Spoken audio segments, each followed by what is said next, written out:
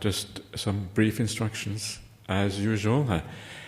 One of the important things to do in meditation is to actually try to understand one's mind better, to understand one's defilements, to understand the problems in the mind, so that we can direct the mind in the right way to actually go deeper than you have gone before.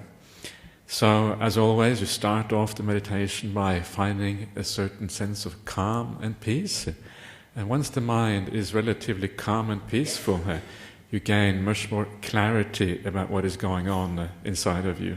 You have some idea what is happening, and you start to be able to see the mind with more perspective and more clarity, which is very useful.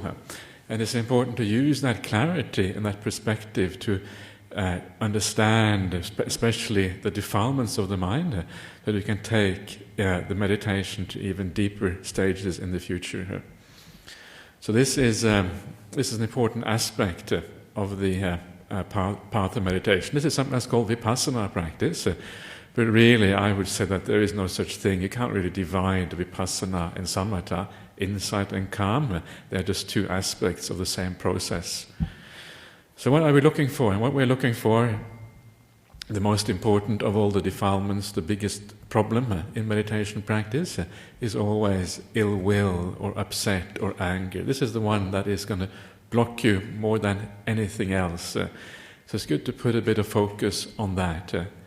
So when your mind becomes peaceful, you start to be able to, first of all, to understand the more subtle varieties of this defilement of ill will, and you start to be able to see things, see it in ways and depths that you haven't seen it before.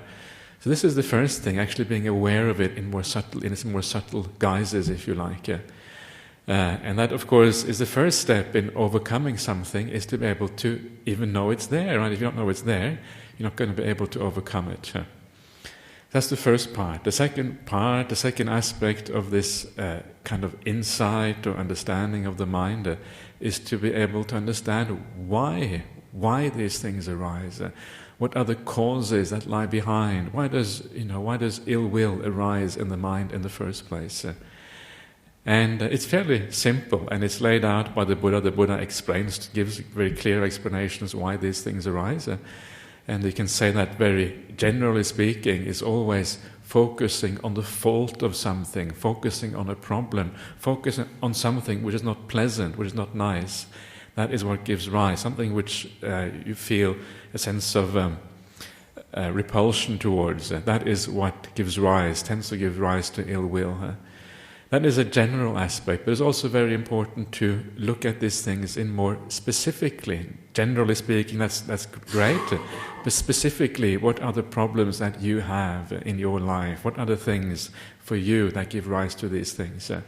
And you will see, as always, there are certain, perhaps people or certain situations or certain things that tend to trigger these emotions in you. And when the mind becomes peaceful, you can start to see the causality at work, right? You focus on one thing, that leads to a certain defilement. And it's quite obvious how these things come about. It starts to become very clear. And once you start to see the thing that gives rise to these things, then of course you can do something about it, right? So if it is people who gives rise to these things, certain people, then you can start to focus on the good aspect of those people instead. And this is one of the, I think, very powerful pieces of advice given in the suttas, given by the Buddha. This is, in this case, by Venerable Sariputta, that the idea of, people are complex, they have many aspects to them, and if you develop looking at the good side in people, and in a place like this, in the Buddha society, there's a lot of goodness to be seen, right? There's so much virtue, so much kindness around. And just by developing that idea, remembering that, then when you come down to your meditation practice, as soon as you start to see the dangerous type of perception focusing on the negative side, you can shift your focus over to the good side, because it's so prominent, and it's so powerful, and it's so strong. It's easy to do. When there is a lot of goodness around you, it's not so hard to do that. So this is like one of those tricks that it's actually quite simple, right? Once you understand how this all works, it's quite simple. It's just a matter of persevering and doing it again and again until it really starts to bite in the meditation practice. And then sometimes there is an alternative technique also spoken of in the suttas, and this is where you find it hard to see anything good in a person, and then you use the idea of compassion instead. You say, you understand that somebody who doesn't have any good qualities, they are somebody who is moving towards suffering very, very rapidly in their life. And when you understand that somebody is creating suffering for themselves, that's what they're doing, right? If they have all these negative qualities, they're actually creating suffering for themselves. Wow, they must be deluded. Nobody wants to create suffering for themselves. It means they're treating themselves like an enemy. Basically, enemies want to create suffering for you. Now you're creating suffering for yourself. You're treating yourself like an enemy. Somebody who treats themselves like an enemy because they're deluded, because they don't understand, they are worthy of compassion, right? How can you not be compassionate towards somebody who does this kind of thing? They're just like a sick person, it says in the sutras. Somebody who's sick, who doesn't have any medicine, doesn't have any nurse, doesn't have anyone to look after them. They're just like in a desert all by themselves. And if you meet such a person, how would you feel? And you would give rise to compassion, because this person, there's nothing they can do. They're going to die. They're all by themselves. There's nothing they can do about it. And this is exactly the same thing you do with somebody with bad qualities. So please use this opportunity of meditation for these kind of insights, if you like. Understand yourself. What are your problems? And then you can take the meditation even deeper than you have in the past by understanding these issues. There's more than just ill will. There's other defilements as well, but ill will is, I think, by far the most important one. Okay, so let's try some meditation in practice.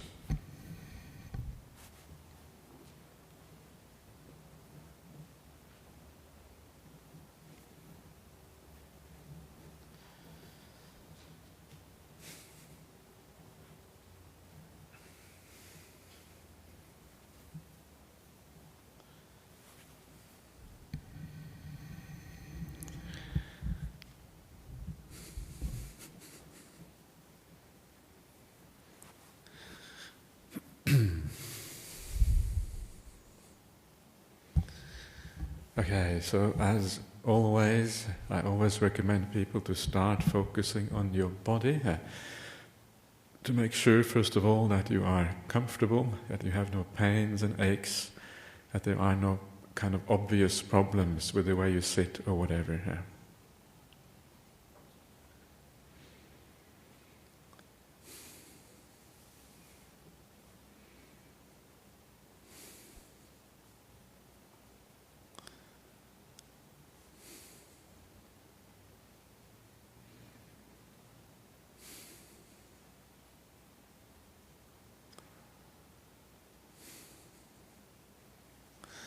And then continue the focus on the body to make sure you have no tensions or tightness anywhere.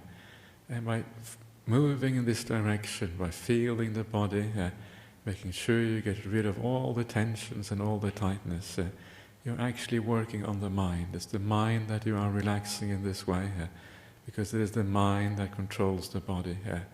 So just sweep the body for a while, feel the body. And wherever you find there's anything which isn't quite at ease, just stay with that and relax it. Take a few deep breaths, send a bit of metta there, and allow yourself to relax.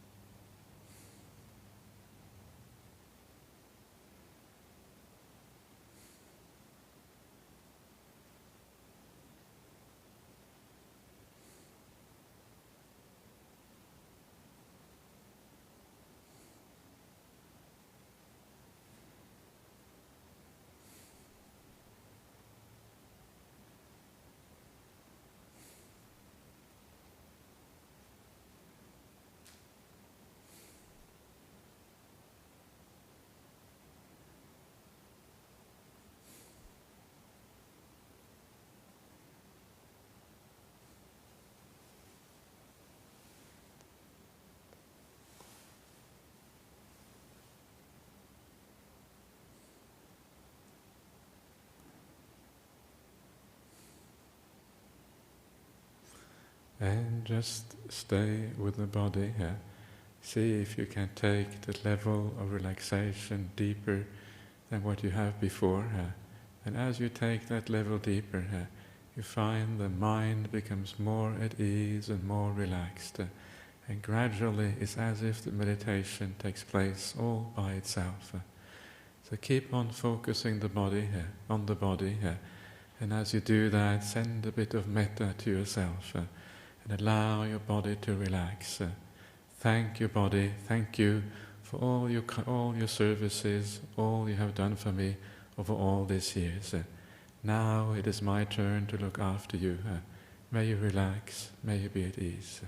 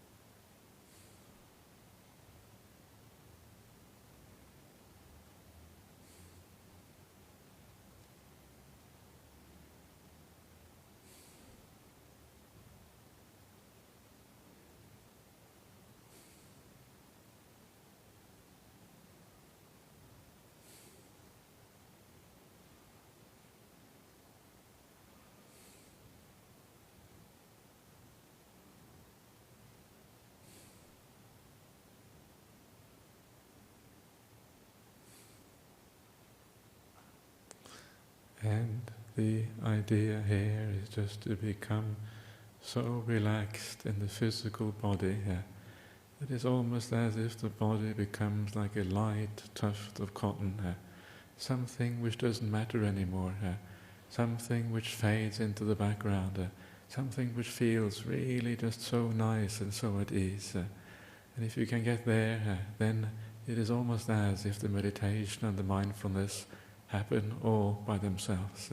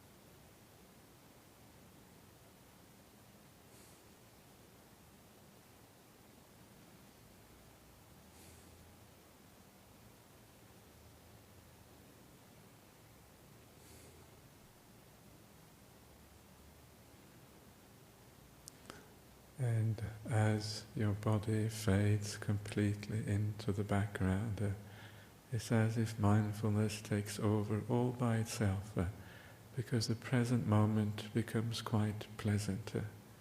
And just learn to hang out in the present moment, not doing anything at all, just learning this nice and beautiful non-reactive awareness, where anything that happens is okay. There's no judgment, there's no good, there's no bad, there's no right, there's no wrong, just awareness of what's happening right now. And right here you can start to get some insight into yourself, some understanding of how your mind works.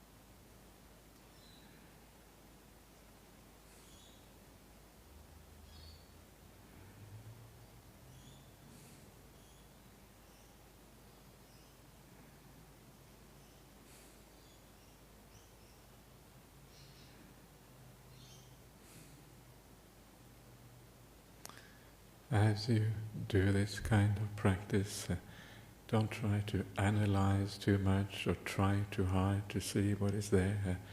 Just stay with the present moment. And as you stay with the present, any insight, any understanding, any causality that you might see, just allow it to happen by itself. Don't look for it, but allow it just to happen as a consequence of being in the present moment.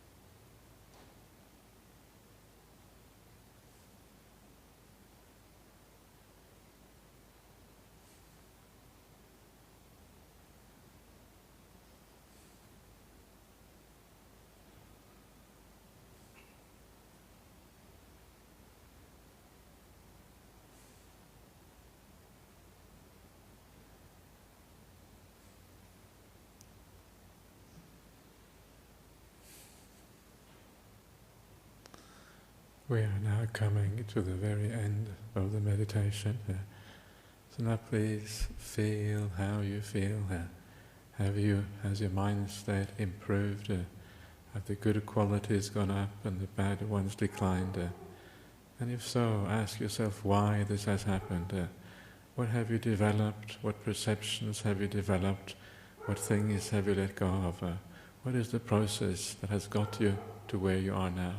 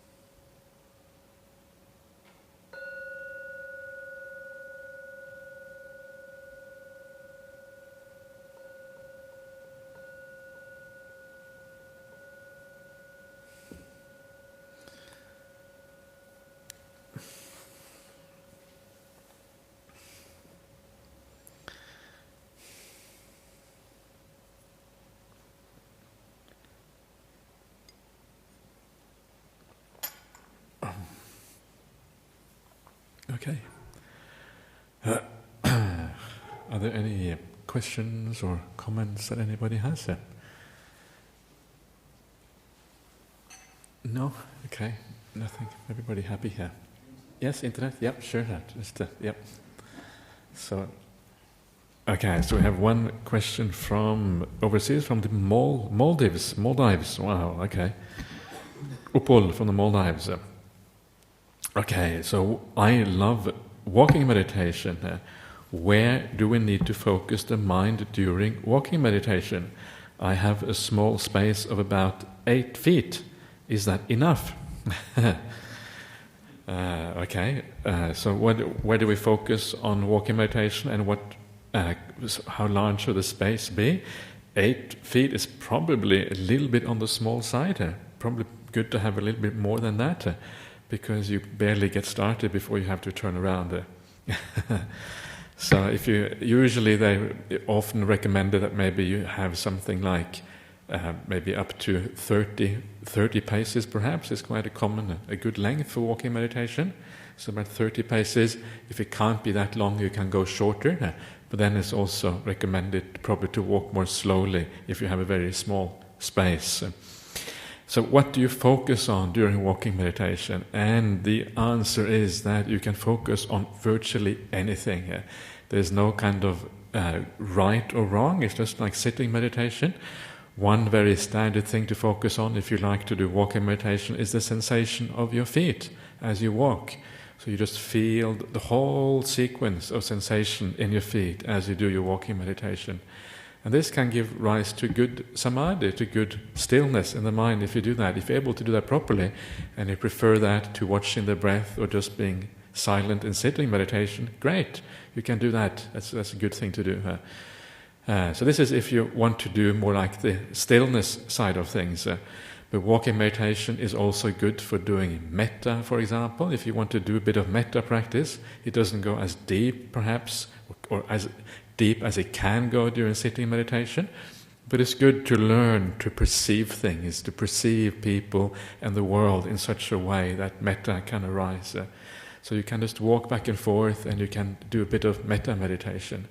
Or if you want to mix up the sitting and the walking, then very often there's no need to do anything at all. You don't have to do anything when doing walk meditation. Just walk back and forth. Just enjoy the peace, right? Often when we do sitting meditation, sometimes it doesn't work. You feel a bit stressed, tense perhaps, or sometimes after sitting for an hour you feel aches and pains in the body, and you just need to do something else. And sometimes don't need to do anything. Just walk back and forth and just enjoy the peace, right? If you're in a nice environment like jhana grove or whatever, just feel the peace around you, feel the nature, and you're actually inclining the mind in the right direction. Anyway, that's all you really have to do. And so with so many things, it depends on what you need. That is the right focus in the walking meditation. What is that you require?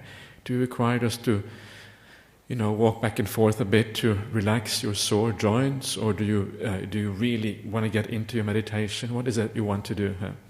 Another thing which walking meditation is good for is to do various types of reflections, right? When you walk, because of the movement of the body, there's also tends to be a natural movement of the mind as well. The mind moves quite easily, more easily in walking meditation. It's not quite as easy to get as still, and you don't get as tired either.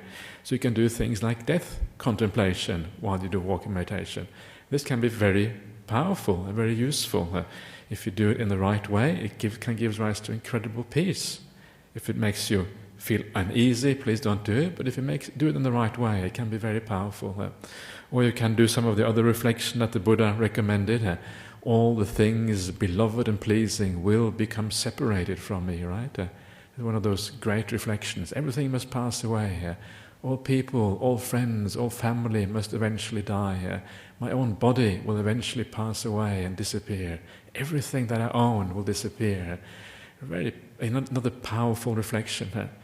And these two reflections, two last ones I was mentioning, are very good for giving a sense of a detachment from things, right? If everything must be separated from you, how can you can't really attach so strongly anymore. Anything you have to give up. If you're going to have to give up something tomorrow, or if you know that your house is going to burn down tomorrow or something, then of course you don't attach so strongly to it anymore. So these kind of standard Buddhist reflections on life are very useful. We can do that during walking meditation. So lots of possibilities. It really depends on what you require and what you need. So you have to take that responsibility for your own meditation practice to know what is required at any particular time. Okay, anything else anybody would like to add or say or anything? Everybody happy? Yes, sir. Hello. I'd done meditation about 15, 16 years ago. This is the first time I started doing it again. The biggest problem that I got is every time I try to focus present now, my mind goes back and forth in the past. And now, for an example today, I'm trying to focus on the dog barking. Because it's in the present. Okay. But my mind keeps going back and forth in the past. It's just does not stop. Okay. What can I do just to... I know it's not easy thing to keep the mind still in one place. Yeah. I'm trying to focus on like the simplest things, like a dog barking, it's a present thing. So, what is the simplest way that you can try to keep it still? I know it's not hard. It's not easy. Patience is the best way. Patience. You sit there. This is the thing about being passive in the present moment. The reason why you're thinking into the past is that you're not being 100% passive. If you're really completely passive, the mind stops running into the past and the future. It's like the thought starts to arise, but because you're observing, because you're aware, because you're passive, it almost dies down again as soon as it starts to arise. So just be passive. And this is what it is about learning to be mindful. First of all, you find the comfort in the present moment. This is what all the body awareness is about, finding that comfort. When you find the comfort, the present moment tends to become relatively pleasant. When it's relatively pleasant, it's more easy to be mindful. Then with that awareness, that awareness is usually enough for the mind not to be allowed to run too far into the past or too much into the future, too much fantasizing. Just stay with the awareness. It's actually quite hard to do, right?